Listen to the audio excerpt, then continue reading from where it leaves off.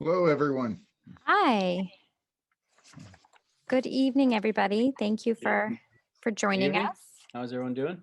Good, good.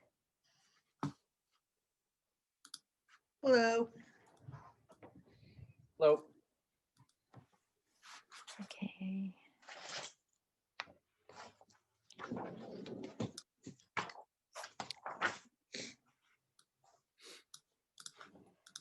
All right. I'm just gonna wait a minute or so because we actually had quite a few people on this invite list, and I just want to make sure we don't get started too soon. Especially because this meeting actually has kind of two topics, housing and economic development. And as of right now, it primarily looks like we have people on the economic development side of things. So wait just.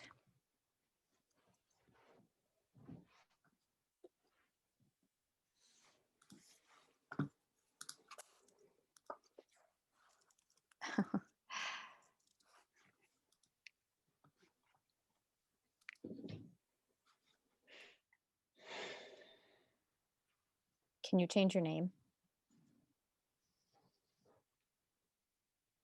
If you go to the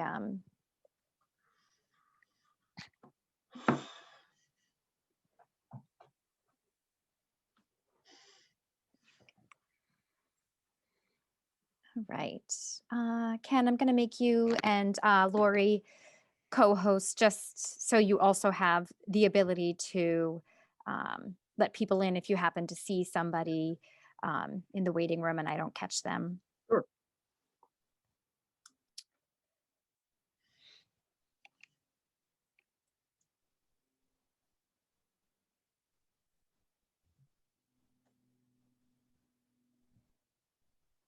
Okay. Oh, Lori, I lost you. There we go. Okay, there we go.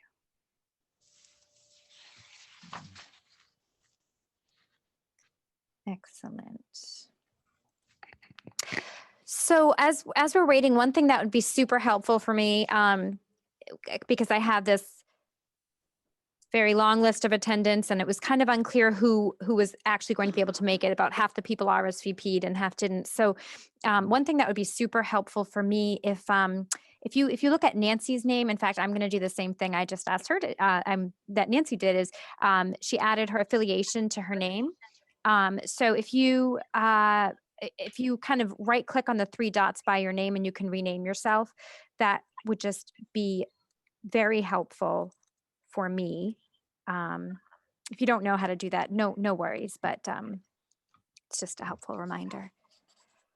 Thank you. All right, so I'm gonna just go ahead and get started then. So Ken and Lori, if you and my colleague Meredith is here also helping me take notes. If you happen to notice anybody in the waiting room and I don't, feel free to just go ahead and let them write in.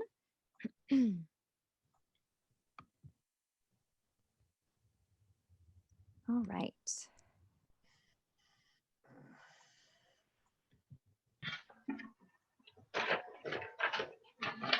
So thank you everybody for joining us tonight. We are here to talk about housing and economic development in East Longmeadow.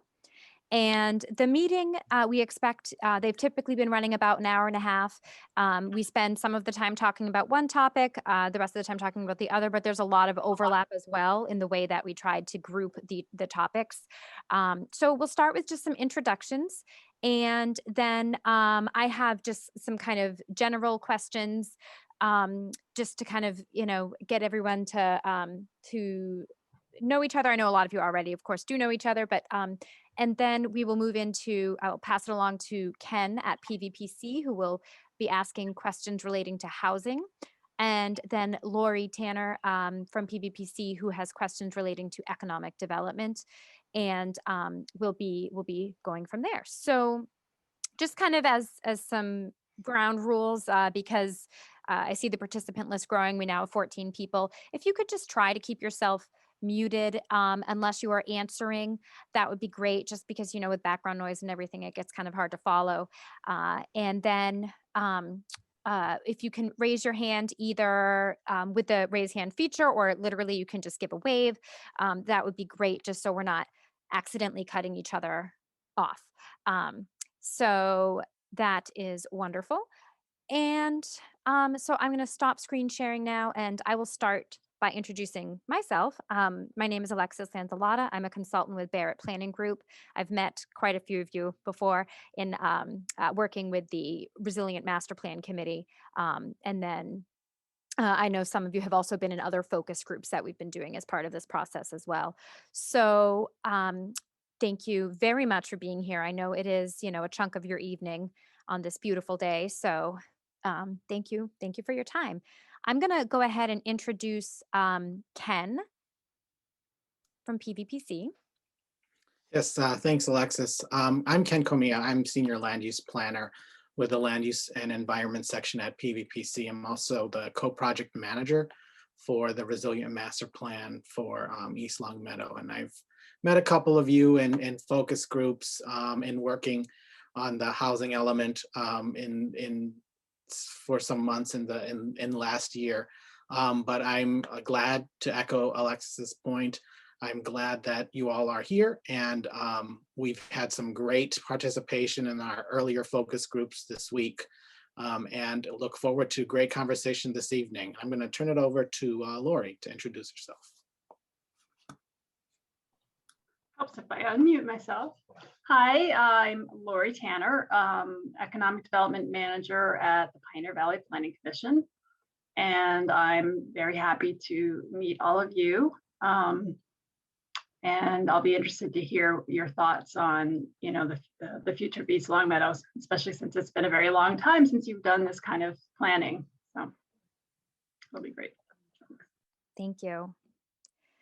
All right, so I'm just going to go around in the order that I see people and just ask you to say hello and what brings you here tonight, other than I know that I invited you and asked you to be a part, but in particular, your role with regards to either housing or economic development or both in the community. So let's start with Russell Denver from the Planning Board.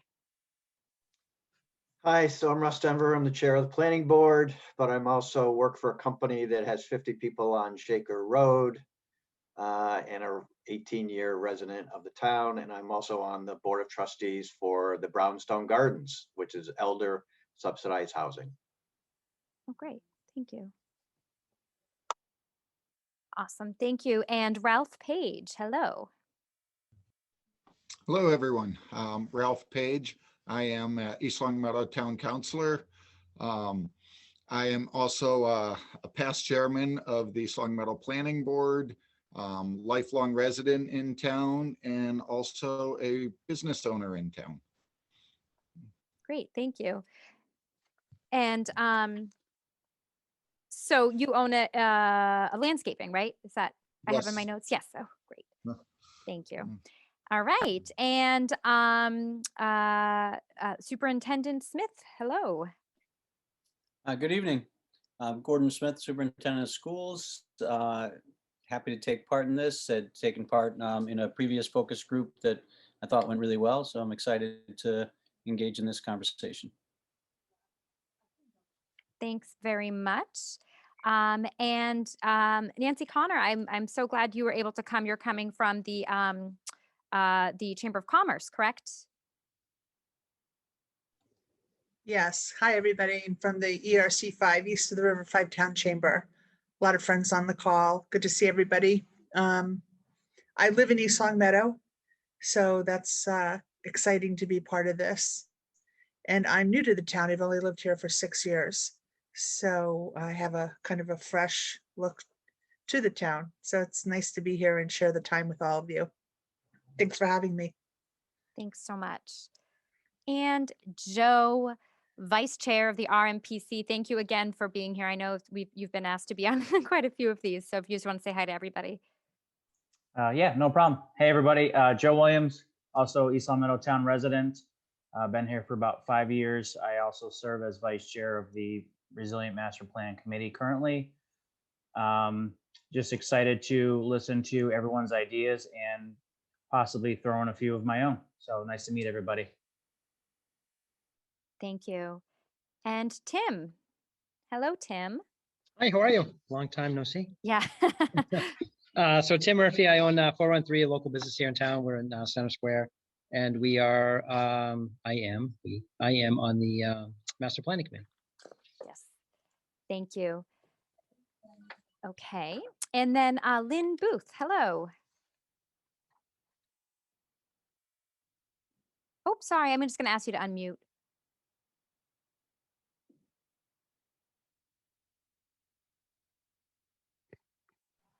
Sorry.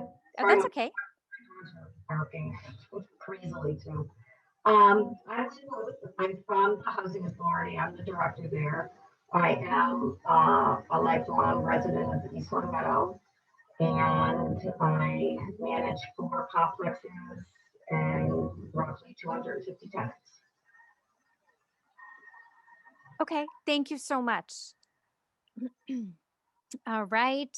And we have just a couple more. Barbara Farrell.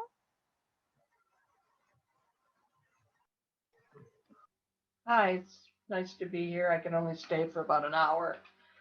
I'm a lifelong resident of the East Longmeadow since 1947, and I currently chair the Council on Aging. And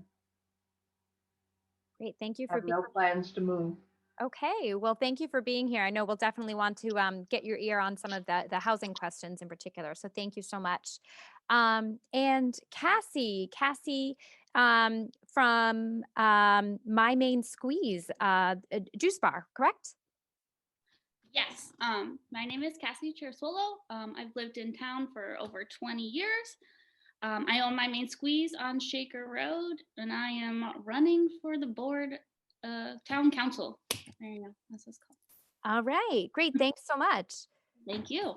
And that is everyone. So great. So we're going to start with housing questions. And I know some of you are here kind of more with an economic development hat on, but you know, the two topics very much do connect. So certainly feel free to share your input, your feedback as well. And again, if you don't feel comfortable chiming in, feel free to use the chat as well. So with that said, I am going to turn it over to Ken. Thanks, Alexis. Yeah, as to echo Alexis' point, I know that a lot of folks on this call are business owners and operate businesses in town, but there is overlap with regards to the housing and the strength of housing in your community. And it's great that I have a current and former member of the planning board on this call. But let's start with the first question with regards to the housing situation in East Longmeadow. What are the strengths, or what have you identified as the strengths of in East Longmeadow with regards to the housing situation? And in the back of your head, in the back of your mind, think about costs, types of housing, and lot sizes.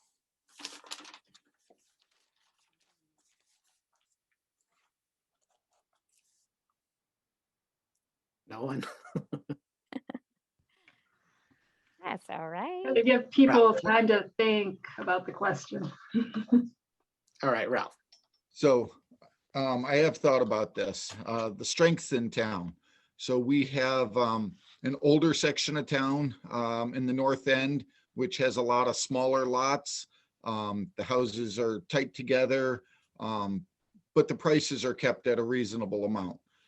In the south side of town, we have large lots. We have 2 plus acre lots, large mini mansions, if you want to call them. So I think one of the strengths that we have in town is a diversification of all different types of houses. Whether you want to try and downsize. I mean, at this market is very difficult to even find something available, because literally people are putting their houses up and they're being sold before they even hit the listing. So it's a very desirable town to be in. Great. Thank you, Ralph. Anyone else? So I was encouraged by the town council passing the mixed use village district, which will expand the different types of housing that will be available. Now we just need a developer to come in and actually do a project under that, but it will allow condos, townhouses, single family homes and apartments. And East Longmeadow, for the most part, has not had many condo developments or townhouses. And so that will be an opportunity for younger professionals or people who might want to downsize, as Ralph mentioned, to move into a situation like that. So I think the town is taking the right steps to diversify even further, which I think is a good thing. Yes, thank you for that, Russ. It did come up when we were talking about, you know, I was working with the housing committee last year with regards to drafting an initial element for this master plan, and the diverse, and at that point, the town council hadn't yet adopted the zoning amendment, and you know, since then it's understood, and you bring up the great point that it will allow diversity in the housing types that probably hasn't been seen, and will allow for probably younger folks to come to town and hopefully, you know, relocate and maybe start families and the like. So that's great. Anyone else? I want to add one more thing. The one thing that is lacking, and it involves housing, is the lack of sidewalk network. So we are woefully behind in making this a walkable place, which improves neighborhoods. You know, I do sometimes compare us to Longmeadow, but every street in Longmeadow, it seems, has sidewalks. And that's not the case in East Longmeadow. And I think that detracts from some of the housing. That's a great observation. That was brought up at the last focus group this afternoon with regards to the sidewalk master plan and DPW's, you know, the challenges of installing sidewalks where appropriate and maintaining them. But that's great. So that was a perfect segue to maybe some of the weaknesses with regards to housing in East Longmeadow. I don't know if anyone had to add any additional comments with regards to strengths. All right, Nancy. Oh, you're on mute. Yep. Sorry about that. Sorry, I'm just not. It's the end of the day.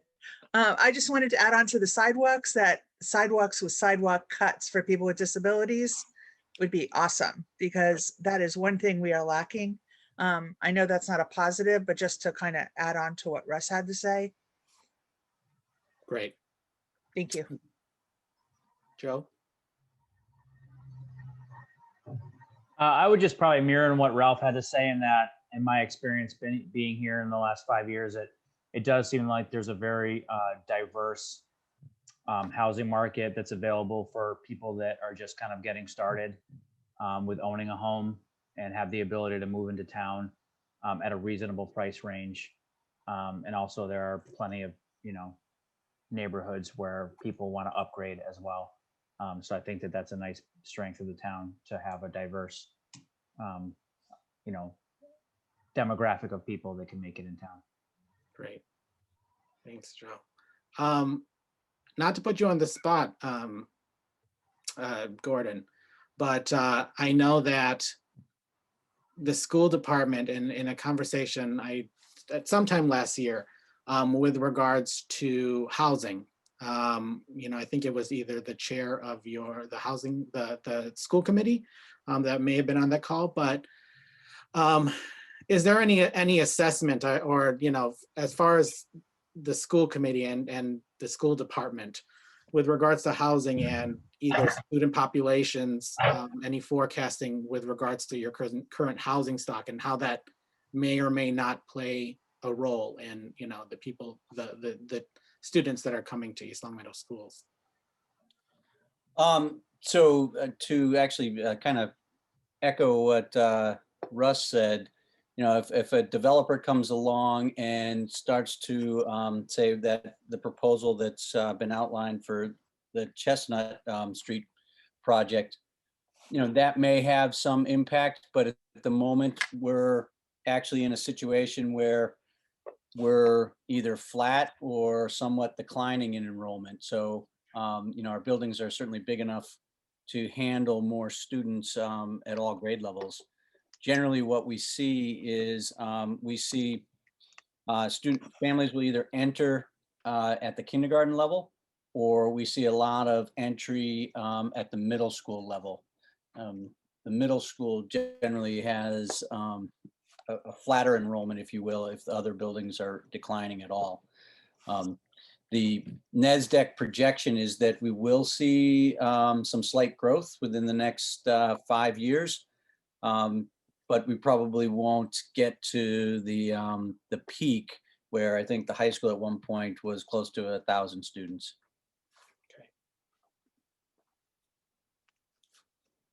When was that peak? Well, the last time I saw it close was probably in 2002 when I was assistant principal. Okay. But I don't think we've been close to that enrollment for a while. Okay. It may also have had another peak, in the early 90s. I wasn't here. Okay, thank you. Anyone else? So for the to add on to the question about areas where East Longmeadow can improve on housing. So in addition to where you think East Longmeadow comes short, Russ suggested sidewalks and some other, commented on that. What are the things the town can be doing to mitigate some of those areas of improvement? Joe. Well, I'm just going to kind of mirror also what Russ said on that. I don't really know much about this project, but it sounds like if condos and more,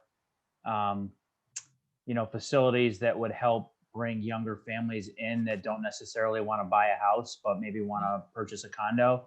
I think that would be an ideal thing for the town to do to mitigate, the fact that, maybe we need some more, single people or people that just want to buy a condo and want to live in town, but don't necessarily want to buy a home in a particular area. So that would be, and I know condos are probably kind of more of an up and coming type thing for people. So I think that would be a good mitigant for somebody that is considering moving into town to be able to develop more of those.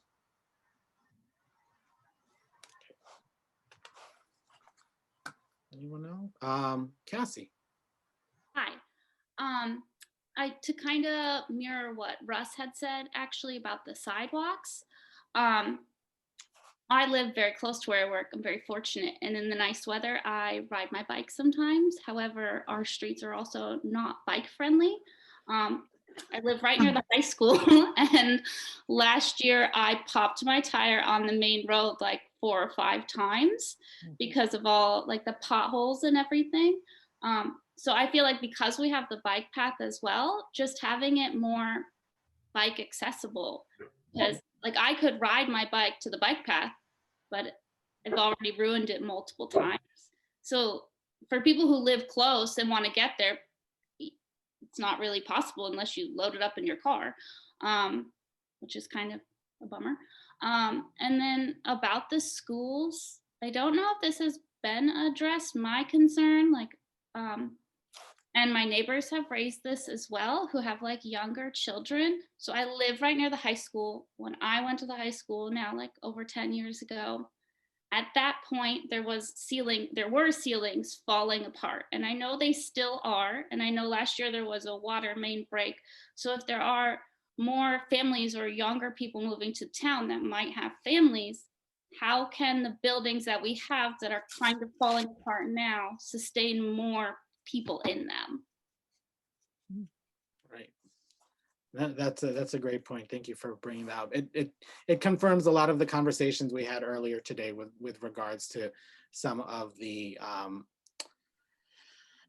areas that are challenging for East Longmeadow with regards to the town infrastructure and town facilities.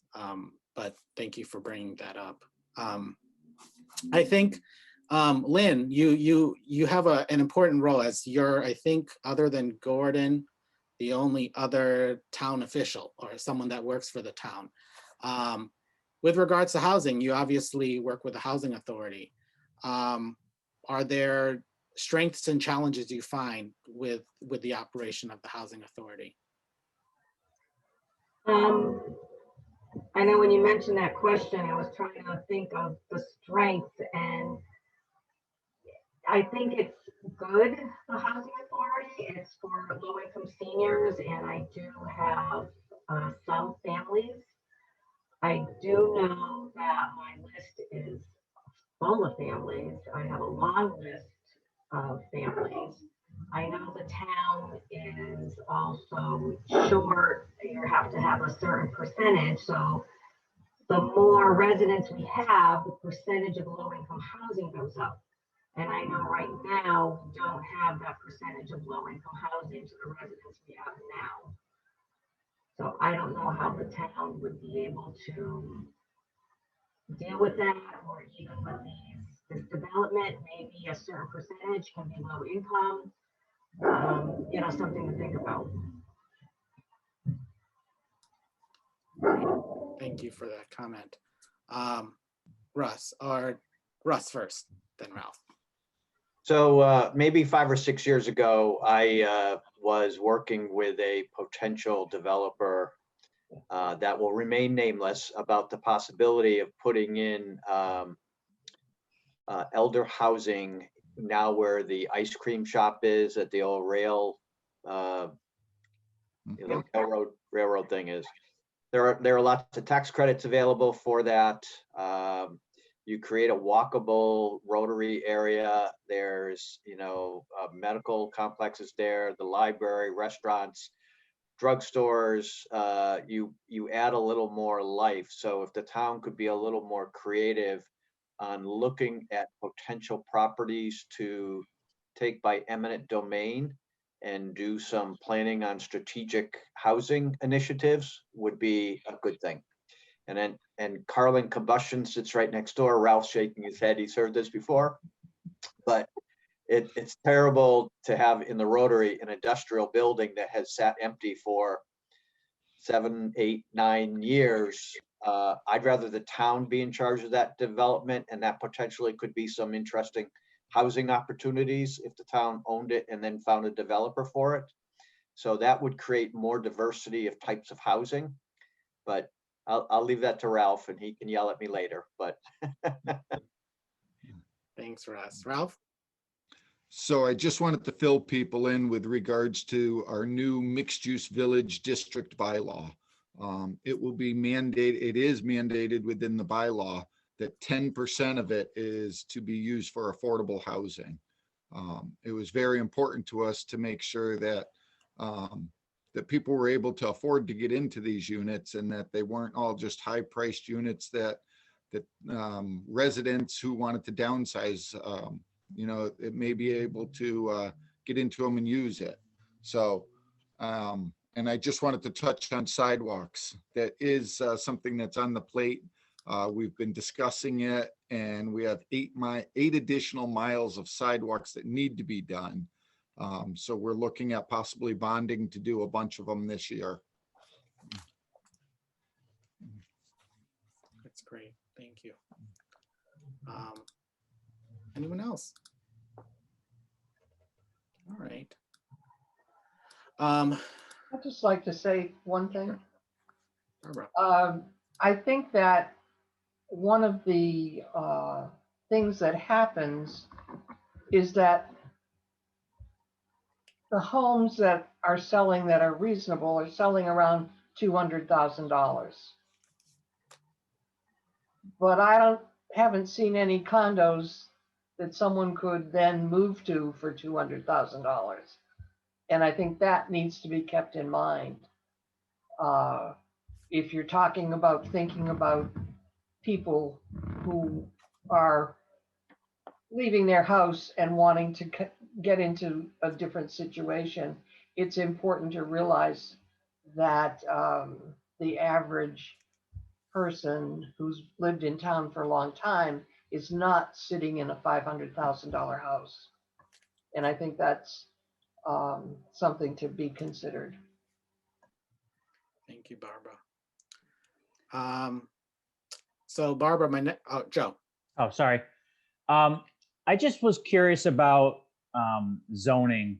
So I think on the rail trail, there may be a vacant and old industrial building. I'm not sure if anybody can confirm with me on that one, but I thought there was one. But maybe that could be a mitigant as well. I'm not sure if the town could look at possibly, if that is the case, rezoning a particular area that has a vacant building, and changing it from industrial to possibly residential to encourage a developer to come in, and look at creating more affordable housing, or, this mixed village type development. Not sure if that's a possibility. Yeah, I think you bring up a great point, and obviously it's something that either the planning board can take a look at, and then offer through the town council for its approval. But I think one of the things that is probably the town is aware of too, and this might not be common knowledge, is that the subsidized housing inventory that East Longmeadow, the goal by the state is to have at least 10% of all housing be affordable, in quotes, right? And that's based on numbers of area median income in Springfield. But East Longmeadows is around 7.4. And I think with the inclusion of the affordability at the mixed use development, that may raise that number up. However, Joe, you bring up a great point with regards to some of those, an industrial building, which could also be open to someone wanting to develop a 40B housing complex, which then gives the zoning board of appeals the permitting authority for that. And I think it's just, I'm sure the town is aware of those possibilities, and maybe adopting the mixed use development is allowing the town to move towards that 10% goal that the state is outlining. So I think that, yeah, Russ. So please put that in perspective. So outside of a city, what local communities in our region have more than 7%? That's what I thought. Yeah. That's what I thought. Yeah. So let's not go crazy with this issue. No, you're right. You're right. Thank you. We Yeah. we do also have a 40B development or an area in our town. Yeah. Nancy. I used to live in a town that had a similar issue, and there were different populations that would meet the requirement of disparate populations that would meet the requirement for subsidized housing. I don't know if that's been explored, but that worked out really well because we were in an area that was extremely rural and very hard for people that were underserved just to have transportation. And I don't know if it was creative housing, and it really worked out great for the community, but I don't know if that's something that's been looked at. In addition to, housing, we're using the word diverse, like a program that is interfacing people of all economic and ages and races. That's beautiful, but also, providing that for everyone at the same place, not isolating people in different areas. Yeah. Thank you for that comment. Joe? Yeah, I wanted to clarify with regard to the rezoning and the, using those vacant, not vacant, but the vacant building facilities for housing. I guess I mean, yes, I am kind of talking about affordable housing, but I'm also more or less talking about, the condos to bring in, more to be able to increase the population of town. It sounds like we have capacity within the schools. So, I mean, yes, obviously to address any potential issues with affordable housing, but also just to bring more different types of diverse housing to the town. So I just wanted to clarify that that's kind of what I was getting at as Thanks, well. Joe. So Russ put in the chat, what about cluster zoning? That was actually when I was working with the housing committee. That was something that was identified. And I think in talking with the open space folks on, when did we have that? Tuesday? That focus group, that was identified as something that I think could be explored.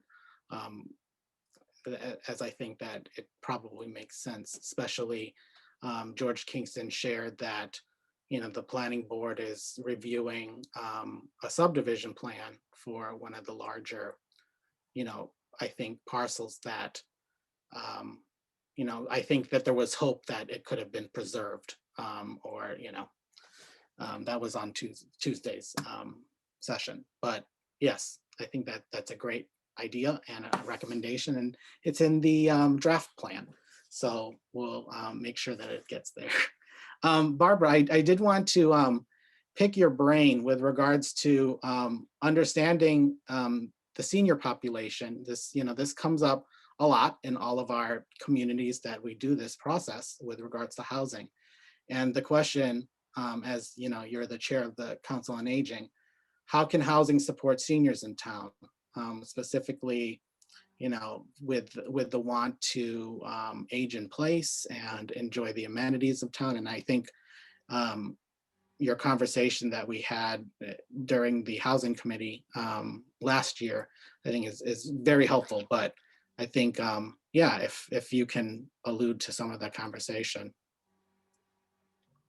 Well, I think, you know, a few of the things that we talked about were the current housing that's available and the lack of places to keep your car during the snowstorms. And I know that one of the housing areas is putting in elevators. I don't know why back when they were built, no one thought people needed help getting upstairs, but you know, I worked in a hospital in Springfield that built an entire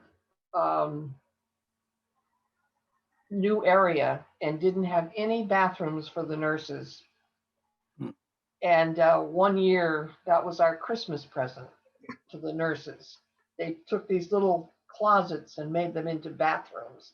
But if someone had been really thinking through how people actually use an area and what their needs are, that kind of thinking needs to happen in this arena of what do people really need in order to stay and to enjoy the amenities of the town and to be able to I mean, it's amazing to me the past year the amount of people that have been out walking. And I think it really shows the will of the people wanting to be able to be out and is it safe? And I think safety is a big issue for elders.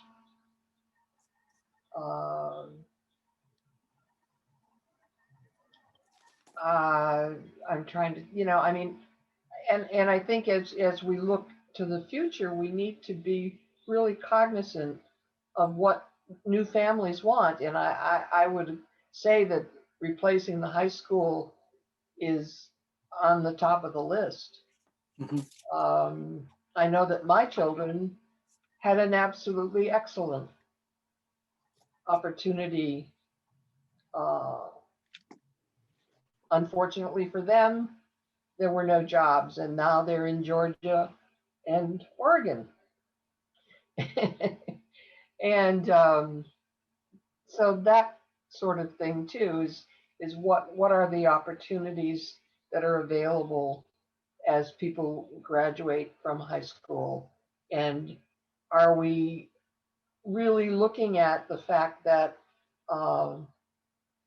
maybe the better jobs are not necessarily the ones that people need to go to college for.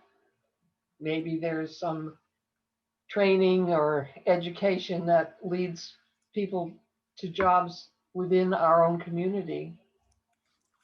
And how do we help those industries prosper within our community and have opportunities for those youngsters that come out and have a will to work and have a good education behind them to understand how they can use those skills that they learn in a workplace. Great. Now you're talking my language. Thank you, Barbara. That's great. So before we move on to Lori, I think, if I could ask one more question, I think that would be, knowing that there is overlap with all of the other elements of this master plan, so that's including land use, that's including open space, that's including economic development and your cultural resources. And knowing all the amenities you have in town, I guess one of the questions, and it's a two-parter, it's where are people who move to East Longmeadow coming from, and why do they move here? And then the opposite is, where are they moving to, and why did they move out?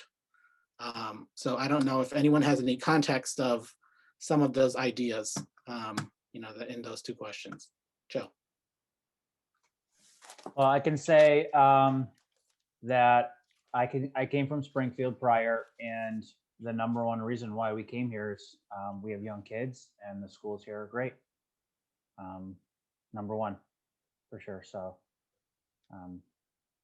that's yeah. I think that sentiment is shared with a lot of other folks that have been in the previous focus groups. Anyone else? Russ? Well, it was 18 years ago, but it was schools number one, safety number two. Great. And something you'll hear me talk about later. It's a town, and there's a difference between a town and a city. And so the town has a certain feel, a city has a certain feel. And it was just time for us to leave that city feel and come to a town feel. So. That's great. Anyone, Nancy? I was just going to say the folks that I hear coming in, they feel welcomed. And I think that's really a great spirit to have, that people feel welcome and supported. And folks with parents, it's always, of course, about the school system. So congratulations, Gordon. From the top down, people are talking about how their kids are embraced and supported at schools. So that's really exciting. And cost of living. I'll say we moved here from California on a relo. And so for us, I just was shocked of the quality of having a little kind of slice of heaven here. This is where we grew up originally in New Jersey, and this is what it was like for us. So coming here was, kind of like going back home, but we were really surprised we're so close to everything. And that was another drawing point for us. We were close to New York City, we were close to Boston. So I think logistically we're in a great spot. Great. Thank you, Nancy. Sure. Ralph. So I'm going to jump to the other side of the coin. Why do people leave East Longmeadow? They typically leave because some of it is cost, as Russ is saying, that as far as the housing and all. But from what I see, a lot of people, their kids are getting out of school. They've lived here for the 18 years. Their children have gone to school, and they're looking to move out of town. Maybe it's their kids went to school somewhere else and they want to now be closer to them. Maybe it's the weather is warmer. I know a lot of people moving south because they absolutely hate the New England winters. And I have to tell you, as I get older, winters seem to get colder. I just ask you, you said they're leaving because of the high cost of what? Living, housing? So as the people are aging in town, the cost of taxes have gone up. Okay. And they're looking at what they paid when they initially moved in and what they have to pay now. And they're saying that a lot of them are telling us they're feeling that they're being squeezed out. Mm. Yeah. Thanks, Ralph. So, I think to end, these questions were shared by Alexis and Fiona from Barrett Planning Group. And I encourage you, if there's something that we didn't get to speak to, but for the sake of time, we're going to move on to economic development. But please, provide any input. The Padlet on the town project website is open for comments, and we have a lot of comments. And I just encourage you to continue to participate. And with that, Alexis, thank you. Okay, great. Thanks so much, Ken. And we are going to move on to economic development questions with Lori. And I just want to kind of bring back what Barbara had said a few moments ago about her kids leaving specifically because there were no jobs. And then Lori said, "Oh, you're speaking my language." And then Barbara spoke to maybe the need to make sure kids are graduating high school equipped to work rather than necessarily college isn't for everybody. And so I think that it really is just a perfect segue, and it also connects to Ken's question about why are people leaving. So I just didn't want to lose sight of that point that Barbara made, that in her kids' cases they left because they needed to find work. So thank you. So Lori. All right, thanks. And I just want to pause for one second and just say Deborah Boronsky is just joined us. Deborah, I don't know if you just want to say hi. I know that you wear an economic development hat. Timing coming back was perfect, right? Yes. Yeah, so I'm Deb Boronsky. Most of the folks in East Longmeadow know me. I'm the regional director for the Massachusetts Office of Business Development. I live in East Longmeadow. I was a selectman for a little while. Had a child who went to the high school. Apologize, the big boss from Boston called, which is why I had to jump off. But glad to be here. Oh, great! Thanks so much. Sure. All right, so Lori, back to you. Okay, so there's a whole list of questions on the sheet, but I'm gonna try and sort of break it up into two main areas. And I want to start with just, I guess there's three main areas. One is the business environment and sort of talking about individual businesses and what it's like for them. The other is about specific locations in town and what you'd like to see in various locations, what kind of development. And then the other would be, the workforce issue and training and that kind of thing. But let's start with the current business environment. So what I want to get at is, what is it like for a local business to operate in East Longmeadow? What's great about it? What's not so great about it? What kinds of issues have you had, perhaps with town regulations, that kind of thing? And I just, want to ask a very broad general question and get us started talking. Hi, this is Tim. I mean, I can address that as a new business in the last year. It was actually really easy. The process was really simple. We really had no issues. I mean, working with the town, working with the planning department, getting licenses and things set up was a pretty easy process for us. We have, on occasion, we have opportunities to work with other municipalities. So we're in a race business. So we do 5Ks, 10Ks in other towns and other cities. And the process has been much more difficult for simple things like that, just to put on a 5K. So from my standpoint, working with the town when we got everything set up here was actually really easy. Yeah, pretty straightforward, no hiccups. Yeah, no complaints from me. And you're in the Center Square yes. Yeah, area. Yeah. And what's that been like for you? It's funny because it's been different from when we first started to move into the space. for build out and all that stuff. This was pre-pandemic, right? So, traffic has been different in the last year, although it's the nicer weather has started to change some of that. We see more folks out. I think it's been difficult for, restaurants and gyms. I mean, Health Track sits right behind us. And so that, we've seen less traffic over the last 6 to 8 months than we did when we first moved into the space and were, building the store out. But I think the expectation is that, Center Square, it's got a pretty nice draw and a nice mix down here. And so I think we see a lot of that coming back as people are more comfortable getting out and, we move a little further past the issues with the pandemic, I think.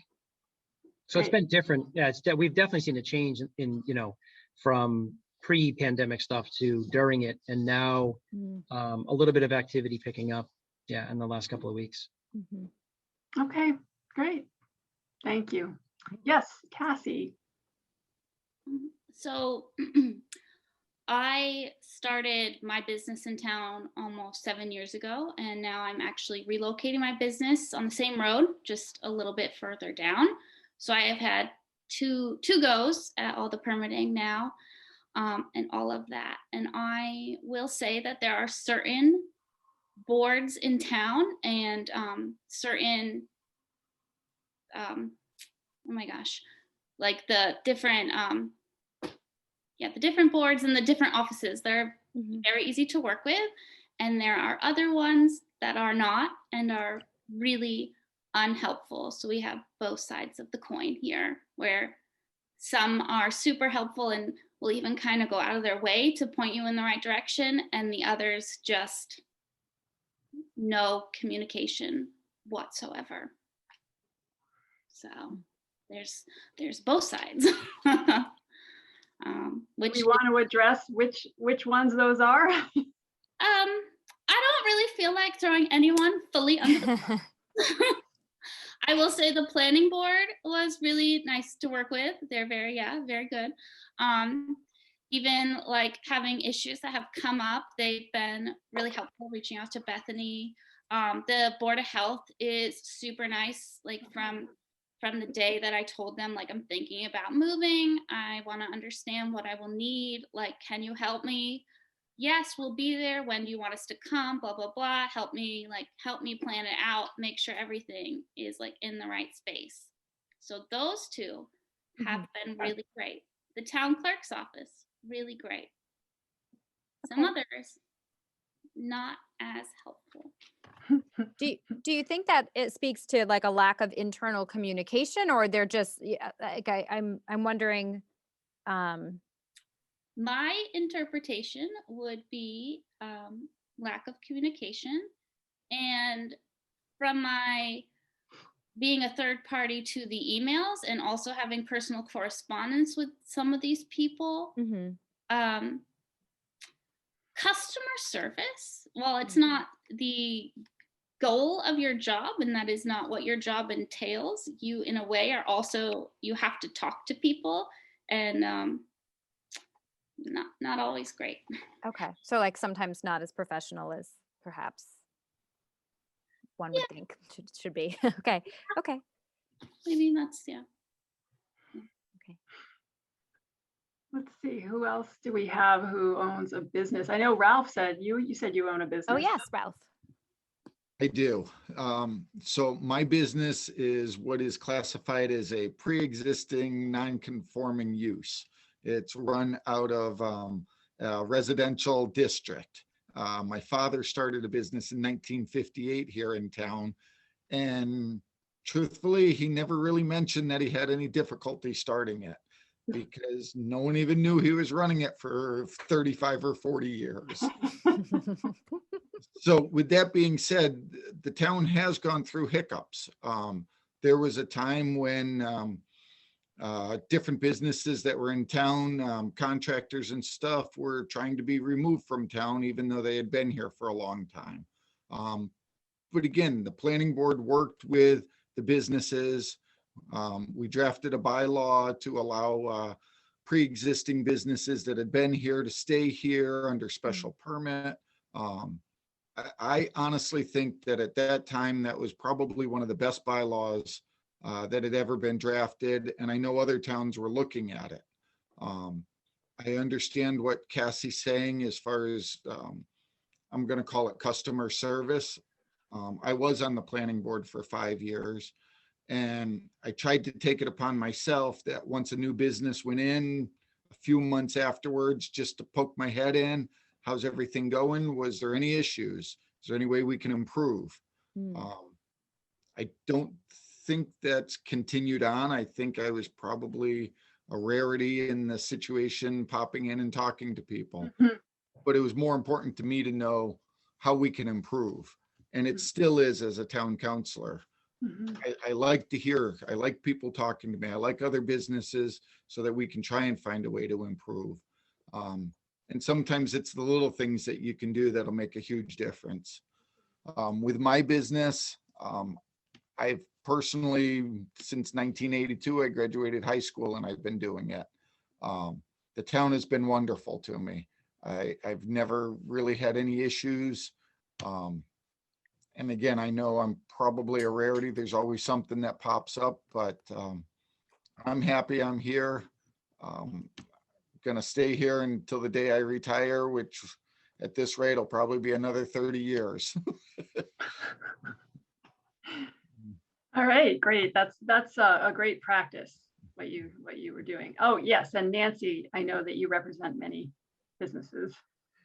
Well, I just wanted to say, I wanted to kind of copy what Cassie had to say about just specifically the health department, because through this pandemic, the word pivot makes me a little yucky in the throat, but they have pivoted like no other department, and they have done it seamlessly, it seems, and accommodated so many different businesses' needs. So I just wanted to applaud them because they get the customer service model. And again, I believe Amy is the director of that department, and she really sets the bar high for people to follow. And people that are in the restaurant business, as far as the chamber goes, they might not like what's coming out, but they appreciate what she says or what her staff says, because it's always clear and it's always to the point and they have something to back it up. On the other hand, with the health department, I wanted to say that the fee schedules that businesses tend to get hit with, and I believe it's from the health department, is one of the largest areas of concern that our businesses tend to talk about, because the fees are just constant and seem to come out of nowhere. And it'd be great. Well, that's what I'm being told. They're just assessed and put passed on to businesses. And what I think would be really helpful is if people had a document or some type of reason what the fee is being put towards, or maybe an upfront cost, so people know what they're going to be paying, because that seems to be a constant message that I'm hearing is the fees. And I don't hear it on other departments. It's only from the health department. And again, they say the message great. Cassie, you wanted to, and then Deborah. I can speak to the health department fees because I own a food business. So I guess they increased the fees about 2 years ago, and they did go up quite a bit. And there was no warning about the fees going up. And when I had asked about it, I actually called and I said, the fees, they went up a lot. And why is that? And they said, well, we looked at our fee schedule compared to other towns, and our fees have not been updated in such a long time. So we're bringing them up to what like the standard is around the area. However, it is only once a year. So, and they're really good. They didn't mail them out this year, but they are really good about mailing them out like 2 months ahead of time, a month and a half ahead of time. They do give plenty of advance notice. So I don't think they're sprung upon anyone. They're very like good about that, but they are quite high. but from my understanding from them, it's in line with other towns, and I do a lot of events in other towns and do all the fees for that.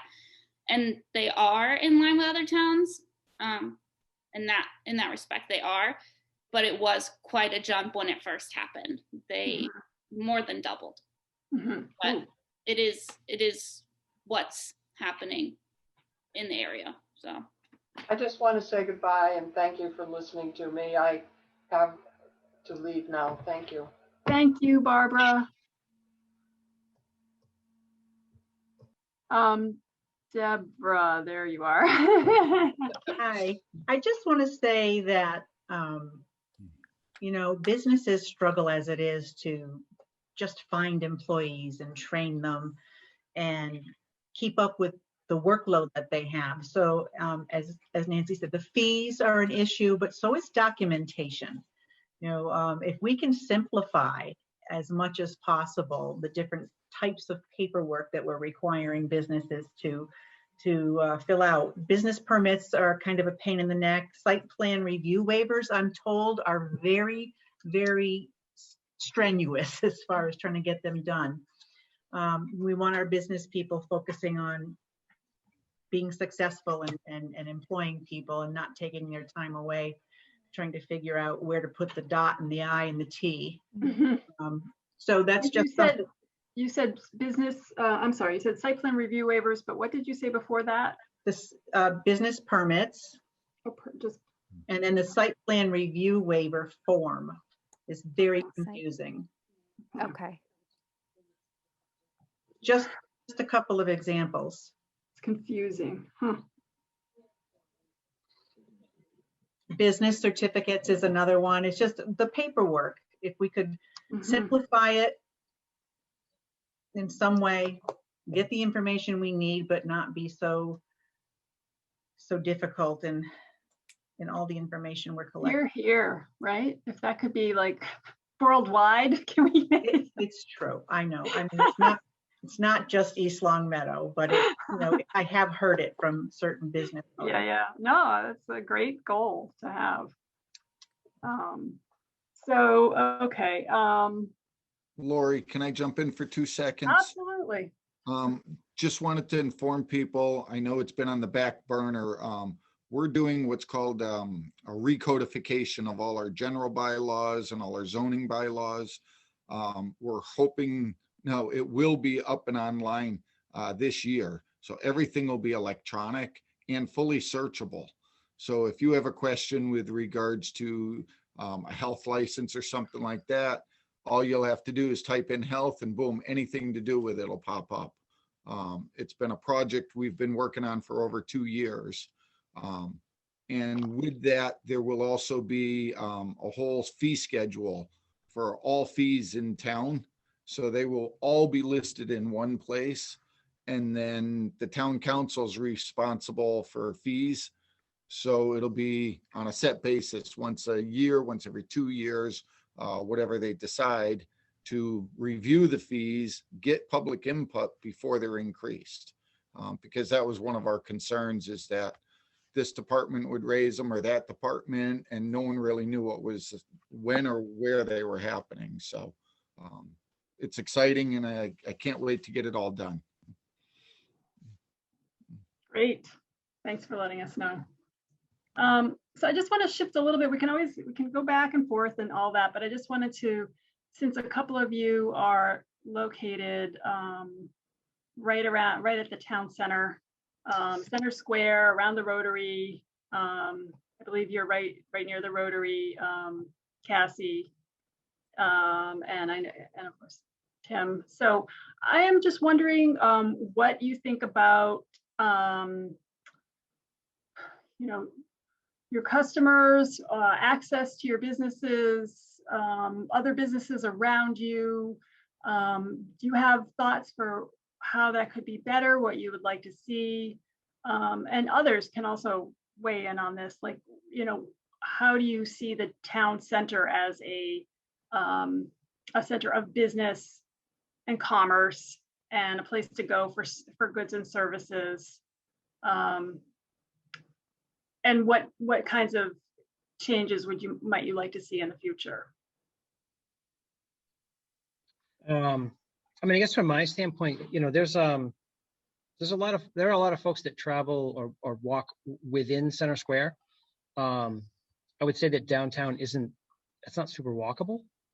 You know, we've had some conversations, you know, obviously our running groups are about a lot around town, and which has been brought up on a couple of meetings already, you know, sidewalks and some sidewalk repairs and additions to sidewalk areas. I think, yeah, if we if we had a request, it would be try to find, I don't know the answer, right, but to try to find a way to make downtown, yeah, kind of more of a center, like a center village, you know, like a little bit more walkable. We do find sometimes, you know, folks come here, obviously they come here, a lot of times we're a destination, so they, you know, they just drive here, they drive into the parking lot, but with the bike path being close by, you know, folks will walk down the sidewalk, they'll go to the bike path. So if there's a way to, you know, incorporate that, I know there's going to be some stuff going on over the summer with a farmer's market now over at Center Fields, and trying to find some ways to incorporate that into downtown. So I don't know exactly what the answers are, but it would be really cool if there was a way that we could work on revitalizing the downtown piece and making it more walkable all around Center Square. Yeah, that sounds great. And that brings up the ball field, you know, the area of the fields and what possibly might happen with that. But I'll open up for other people too. Yes, Russ. So my office is at 96 Shaker Road. The traffic in the afternoons is just atrocious. It backs up sometimes past the pizza shop from the Rotary. It then delays customers coming in to do their, you know, their requirements. So that is a very difficult issue for people. Is that headed towards the Rotary? Towards the Rotary, yep. So it's that Rotary. Yeah. But really, I mean, really, most afternoons from anything from 3:30 to 6 o'clock to get out of 96 Shaker Road, you're waiting and waiting and waiting because traffic is backed up past the pizza shop. So that is an issue. It does impact the people who will want to come to the office. So,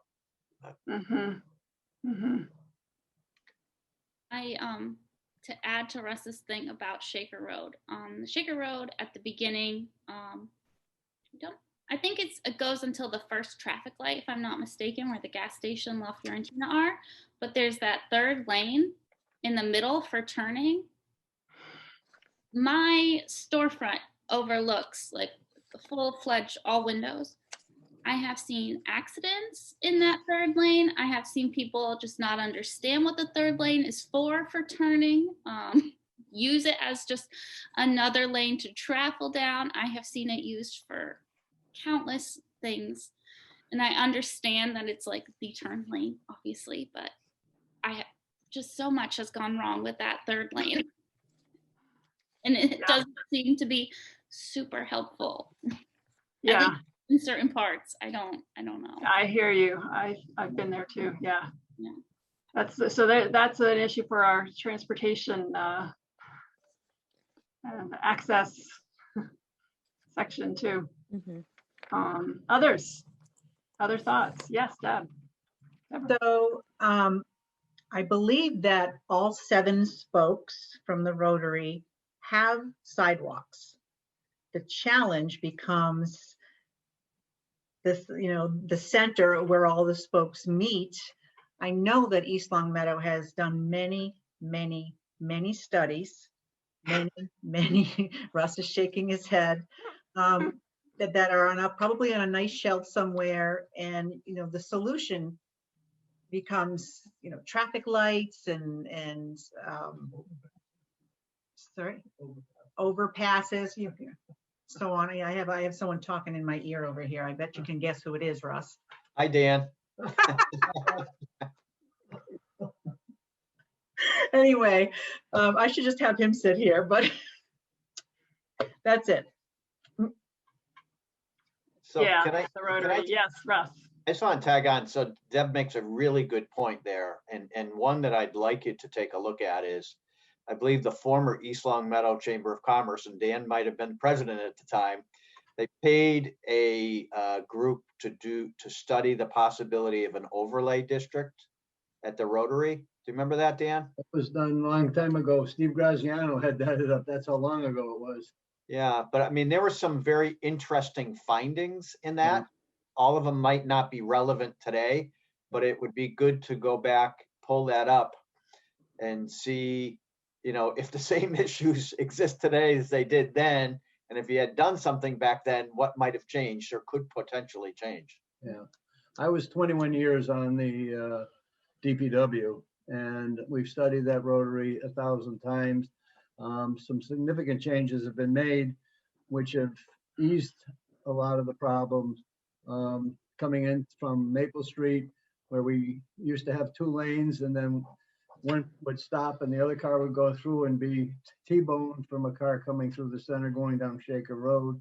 That has eliminated that problem significantly. Putting the stop sign on the bottom of Summers Road Hill and on North Main Street going into the center has stopped a lot of accidents because of the before they would just speed right into the center, through the center. Sidewalks, there's a sidewalk plan was drawn up many years ago. It's still current, but most of the money for sidewalk repair and sidewalk construction has always been around the schools, so the kids could walk to schools and not be walking on the roads. So I'm gonna back off now. Lori, can I ask a question of the group? Of course. So, I mean, does the group want more business that would generate more traffic around the Rotary? You can be in, I just want to do the other people.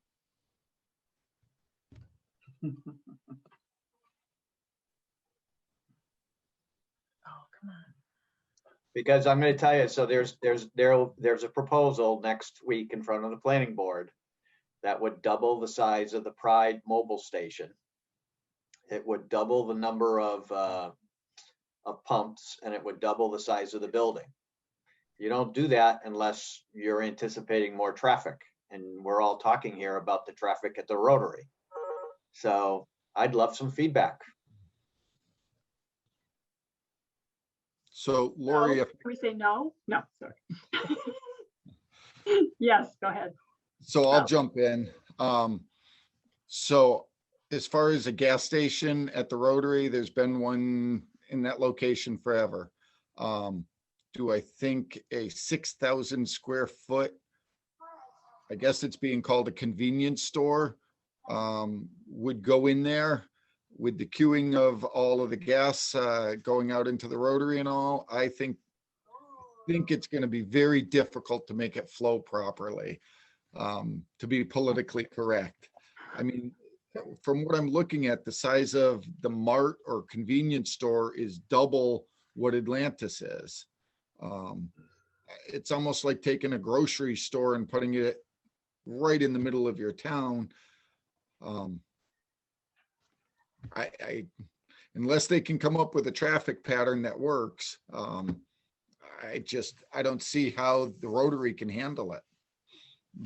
See, I think of Tim's business, which is a really outstanding business, and I've spent money there. It's kind of I wouldn't call it a niche, but it's, you know, it's not like putting in a convenience store. It's not going to have that much traffic yet. But it's also built into Center Square, or it's not a standalone. And so you're getting traffic off the street into the shopping center, and that mitigates the amount of traffic in the Rotary. Something like that, those types of more businesses like that would be a really good addition.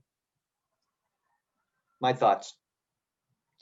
I wonder if he would be part of the solution of solving the Rotary traffic problem. If I could say something on that, we've got, you know, in order for him to submit all his plans, he's going to have a traffic study done. And this traffic study is going to show curb cuts where they make the most sense to come on and enter and exit the property, so as not to cause the least amount of negative impact on traffic flow, especially in the center. You've had businesses behind the mobile station there for decades. Businesses come and gone out of there. The traffic has gone in and out of there. They've all been retail or restaurant. So I think you've had it. It's a big lot. You can put the building in the closer to the rear of the property. And right now that gas station is sitting right on a tiny triangle right in the center of East Longmeadow.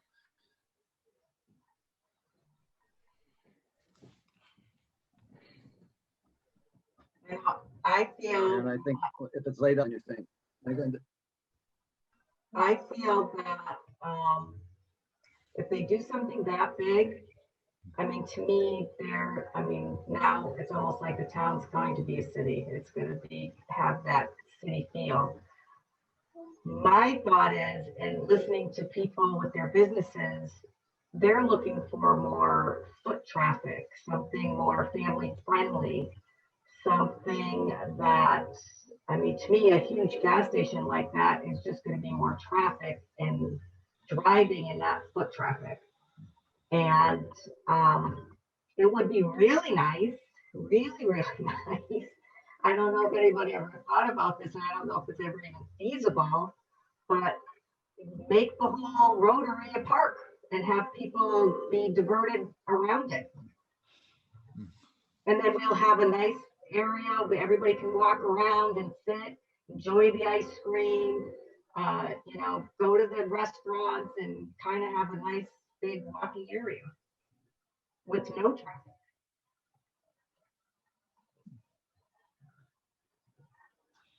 Great, thanks for that, Lynn.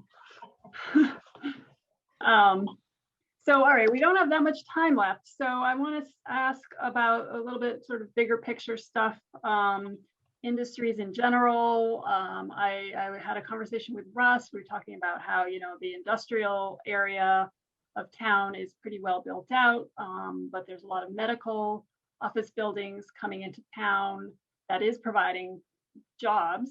And there are certain types of jobs that are growing right now. And so what other types of growth, economic development growth, do you feel comfortable seeing in town? There's also agriculture. There's a number of excellent farms, and there's pressure on them, ultimately to end up selling the land.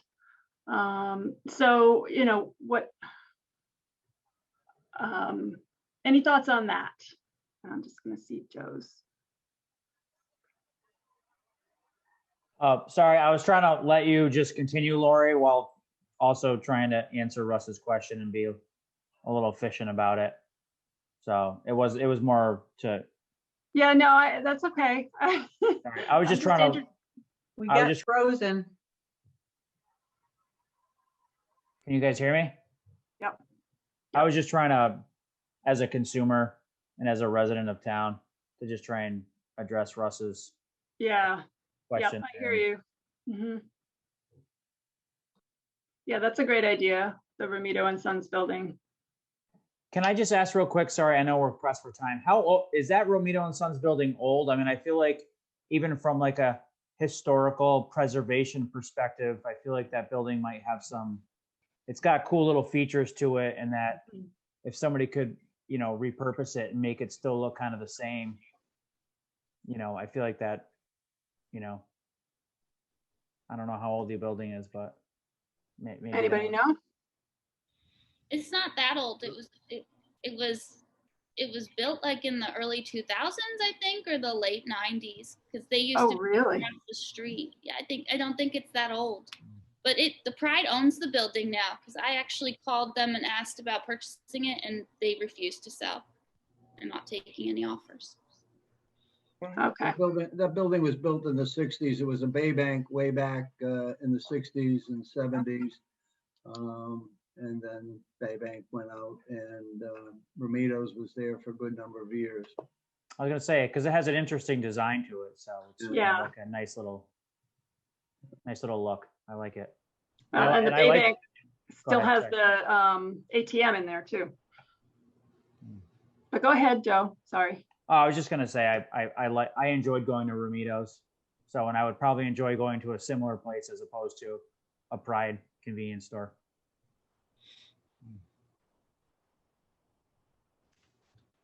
Okay. Any other thoughts about,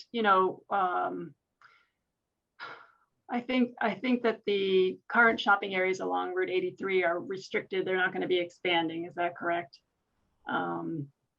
That's just kind of, again, existing zoning for existing uses there. But there are other areas, particularly there's one along Shaker Road, south of where you see most of the existing development. There's a commercially zoned area, and I was looking at that and wondering why, because it looked like there was wetlands along that same area, and I was wondering what was intended for that area. So if you're talking about going south through the Chestnut Shaker Road intersection on the left, yep, that has been permitted for a bank and a small professional office building that is owned by John and Steve Davis. That was permitted maybe 2 years ago, and nothing has happened since then. Okay. And Lori, you are correct. As you go down further, once you pass Yorkshire, I believe it is, it's all wetlands on the left-hand side. Mm-hmm. But it's still zone commercial, right? I believe once you pass Yorkshire, I think that's residential at that point. Okay. And there's no sort of plan for like kind of village commercial at this point, it seems like. And is that something that people are interested in? Having small commercial zone nodes outside of the main part of town? No. Yeah. Okay. All right. So what types of businesses do you see coming in the future? What do you see as the future of the economy in East Longmeadow? Yes, Russ. I'll just tell you what's coming before the planning board, and it's like every single meeting, people who are operating, in-house businesses. So their offices in their home. So it's a lot of online type of businesses, businesses that are, doing their phone calls and their billing and collecting, and then going out of their facility to their clients. There's retail coming in almost every planning board meeting. And of course, there's a restaurant almost on every corner, and they continue to come as well.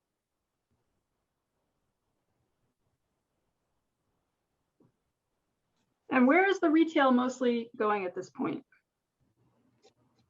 North Main or Shaker.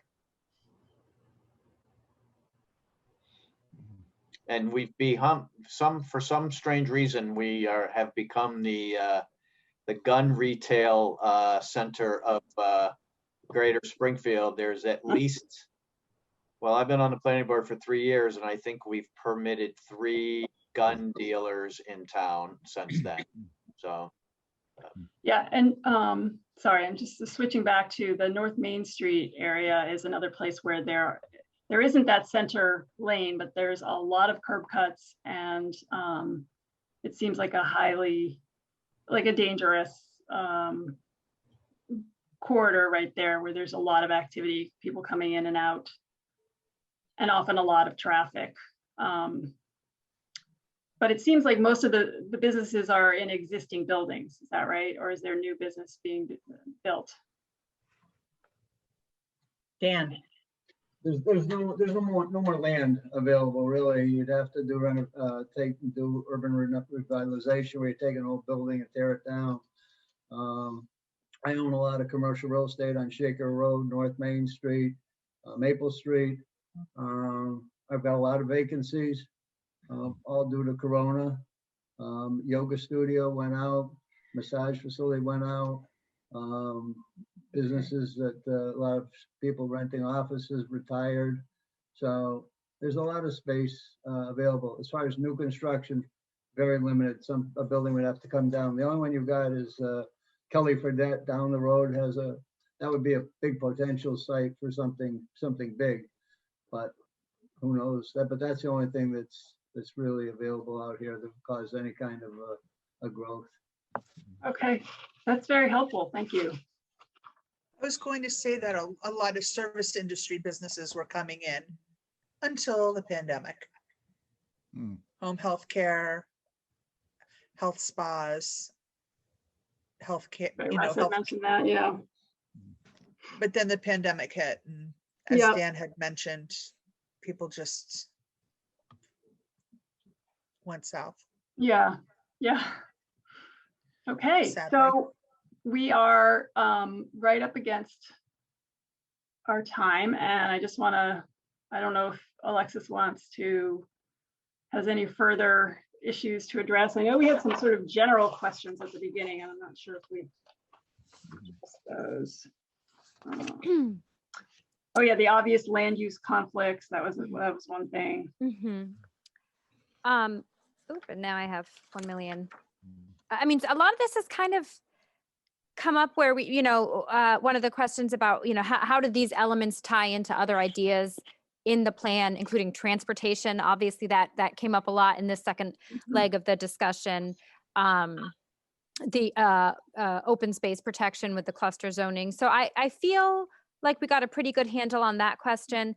A question that I kind of like to ask, just as someone who hasn't had the pleasure of visiting East Longmeadow yet, but if you were to give someone a tour of East Longmeadow, thinking of this with the economic development hat on, where would you want to take them?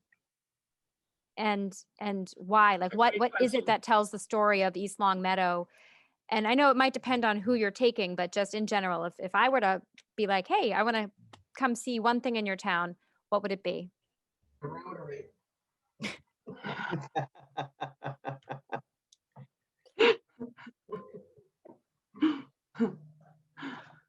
Russ. Yeah.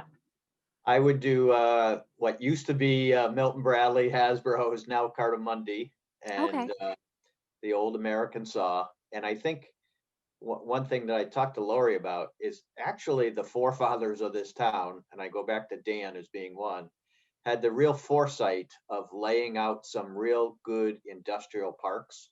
And they worked with West Mass Area Development Corp.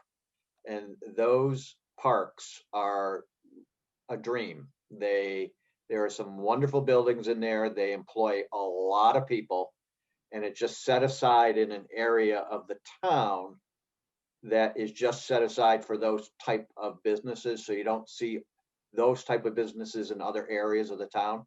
So I think those forefathers did or foremothers did a spectacular job laying those out. Okay.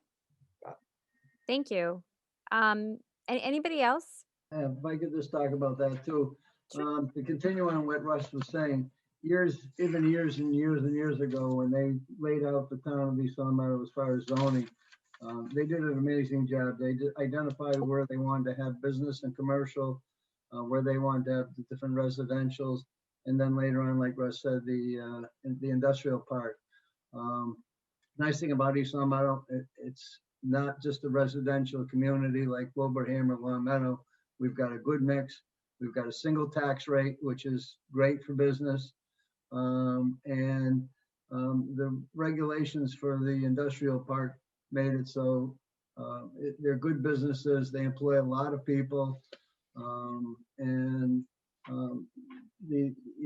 haven't really had to have too much change of zoning over the years. Shaker Road was zoned industrial and commercial. where Summers Road wasn't. So it's East Long Meadow is a unique town, has a lot of history, and it's a great place. We've got a good school system and a lot of good businesses. Great. I have Thank one you. other question about, you know, there is industrial land just behind Center Square along the rail line there. I was noticing, you know, that a lot of the older industrial uses, of course, are located along the rail line. And so there's the abandoned building, what's it, Carlin building, but then across the street behind Center Square, there are some small businesses. And are those, is there any conflict with those? Or is, you know, is there a way that that works or doesn't work, et cetera? You mean on Baldwin Street? Mm-hmm. What's that? On Baldwin Street, is that where you're talking about? I didn't hear the name of the street, but I don't know for sure what it's called. Behind Baldwin the Street. The problem with the Carlin property is that whole area is contaminated.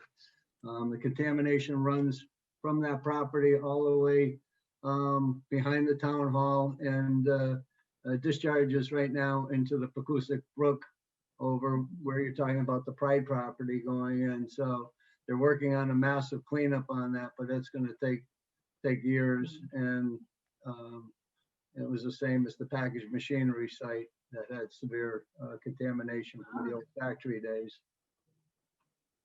Well, we know somebody who works for the Mass Office of Business Development who can get us money. Well, the challenge with that is making sure that the buyers talk to me before they talk to you. Otherwise, you know, we give incentives, it's not entitlements, Russ. Wise guy. All right, that's, yeah, I mean, basically East Longmeadow was doing pretty well. So there's not a lot of, you know, usually I get a lot more complaints and gnashing of teeth and that kind of thing. And so yeah. Can I ask one more question? Sure. I was just curious about improving our cable and internet system for businesses. Is this not the right forum? So, Ken, did that? My friends in Wilbraham are doing something. Wilbraham is doing something privatizing, looking to privatize, like I believe Westfield did. And I understand there's a lot of is it called black wire that we have that was put in years ago? I don't know. Underground. The fiber optic. That's existing? Yes. Yes. So there actually was a project that Mass Mutual put in between their Springfield Yes. headquarters and their Enfield headquarters. There is a fiber optic network that they put Existing, right? It's already here. in. Yeah, but it's years old. It's years old. So am I. It's not, that line runs only down the rail trail. Yeah. Ran from State Street, Mass Mutual, runs all the way down to their old facility in Enfield. Yep. They spoke off in multiple directions. They were able to pick up all the town buildings. Every town building in East Longmeadow is on it. I believe there might be some of the remote schools that might not be on it, but I believe when they put it through, it's only in a very limited area. It's mostly for the industrial property because it ran down the rail trail. So the industrial park businesses had the opportunity to tie into it. So Ken, hopefully this is also kind of helpful for you with the facilities. I don't know if this came up in the facilities discussion, but It did, but I think the context of which, that was discussed is helpful for that. Yeah. Okay, great. See, everything connects in a master plan. Right. Okay, So- well, yeah, Ralph? Just to touch on that real quick, I know there's a subcommittee looking at that right now, actually, and Don Okay. Mackey's on it. Okay. Like I said, they're on top of it, they're analyzing it, and they're seeing what the feasibility is. Okay. So, thank you everybody for participating in this tonight. If you need a Word version of that document, if you want to type in answers, just let me know, and I'm happy to send that to you if there's anything that you didn't get to share tonight. We will be getting these videos ready for PVPC if they want to, if we're discuss sharing them on the project website in case you want to see your lovely face again. But thank you all very, very much. And we've been enjoying reading the Padlet responses. So I know that was shared on the town's website. So certainly feel free to kind of share that. The more it gets shared through your own Facebook channels, the more visibility you get. But I'm impressed so much with the feedback that we've already gotten from it. So thank you, everybody, and have a great night. Thank you. Thank you, All right. Alexis. Night. Thank you, everybody. Bye. Bye-bye. Have a good Thank night. you.